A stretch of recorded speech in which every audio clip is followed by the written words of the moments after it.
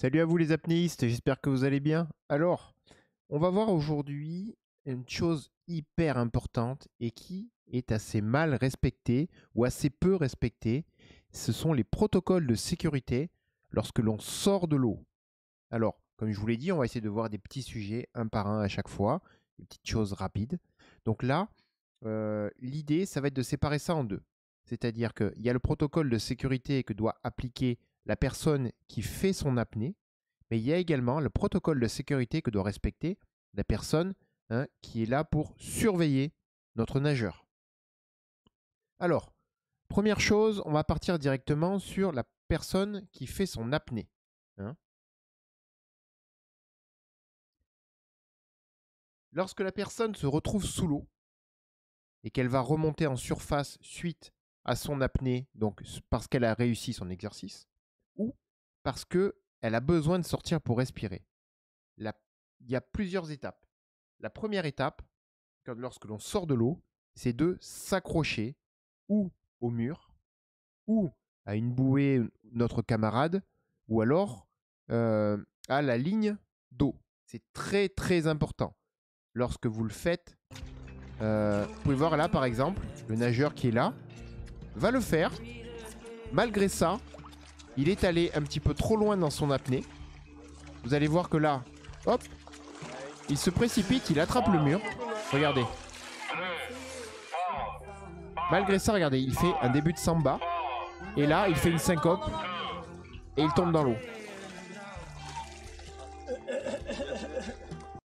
Un autre exemple, un petit peu le même principe. Ici, vous avez un plongeur qui fait de la profondeur. Voilà, celui-ci fait surface. On voit qu'il est un peu désorienté, il saisit la corde. Malgré ça, il fait une syncope. Et s'il ne s'était pas tenu à la corde, eh bien, son visage serait été immergé et il aurait pu se noyer. Donc, vous avez compris, hein, que même si vous arrivez à sortir de l'eau, il est très important de venir saisir quelque chose. Cela va vous aider, ne serait-ce qu'à ne pas retomber dans l'eau, hein. Deuxième étape, il faut faire 3 grandes inspirations. Ça, c'est hyper important. L'idée étant de redonner de l'oxygène un maximum au cerveau. Pourquoi est-ce qu'on va faire une syncope ou une samba? Parce qu'en fait, le cerveau va déclencher un réflexe parce qu'il va manquer d'oxygène. Lorsqu'il manque d'oxygène, il va essayer de se préserver parce qu'il est l'organe le plus important du corps. Donc il va couper, hein, l'apport d'oxygène, il va couper le fonctionnement de tout le corps pour que lui-même bénéficie de cet oxygène-là. Et c'est un réflexe que vous ne pourrez pas maîtriser, hein. Donc l'idée, en sortant de l'eau, systématiquement, après s'être accroché, vous faites, avant de faire quoi que ce soit, 3 grandes inspirations et expirations pour pouvoir vous réoxygéner et évacuer le gaz carbonique que vous avez stocké. Donc,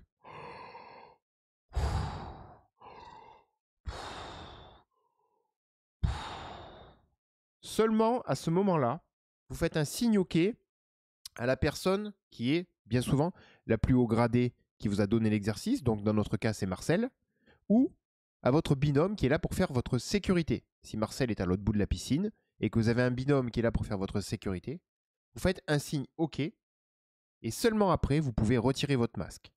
Certains vous diront de retirer le masque avant, ce n'est pas forcément une bonne idée. Imaginons que vous êtes en mer, vous commencez à avoir un petit peu la tête difficile et vous retombez comme on l'a pu le voir là, eh bien, vous avez vos voies aériennes qui peuvent prendre l'eau parce que vous avez retiré votre masque. Donc on ne retire le masque qu'après avoir fait nos respirations correctement et s'être assuré qu'on est bien oxygéné.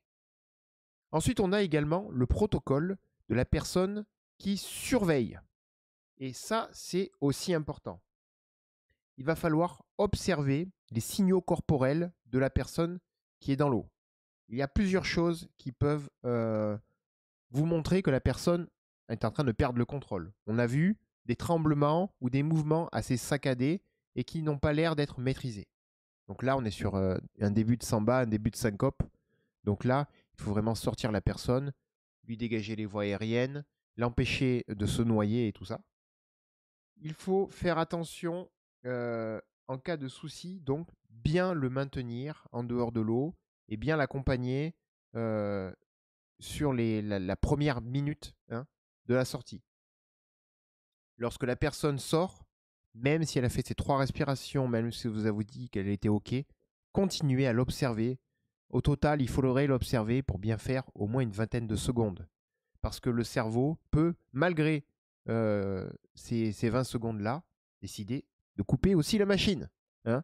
Donc c'est très important. Faites attention aux signaux. Faites attention lorsque la personne est sous l'eau qu'elle va ressortir. Si elle vous fait un trop gros lâcher de bulle qui n'est pas volontaire, c'est un signe de pré-syncope aussi, également. Donc attention à tous ces signaux-là, hein. Et si la personne qui sort de l'eau respecte bien les consignes, je rappelle, elle s'accroche, elle prend 3 grandes respirations, 3 grandes... également, il faut souffler correctement pour bien évacuer le gaz carbonique. On fait un signe OK à la personne responsable ou à notre binôme. Et ensuite seulement, on peut retirer son masque. Et la personne qui surveille bien les gestes, le comportement, prend le temps de regarder la personne bien dans les yeux. En général, on voit la différence avec une personne qui est un petit peu juste. Et on prend le temps de l'observer pendant les secondes qui suivent. Voilà, j'espère que cette petite chose vous aura été utile, hein. Dites-moi en commentaire si ça vous a plu, s'il y a des choses que vous n'avez pas compris ou que vous voulez aborder, si vous voulez les prochains sujets éventuellement que vous voulez aborder. Voilà, et je vous dis à la prochaine, on se revoit dans la piscine. Ciao!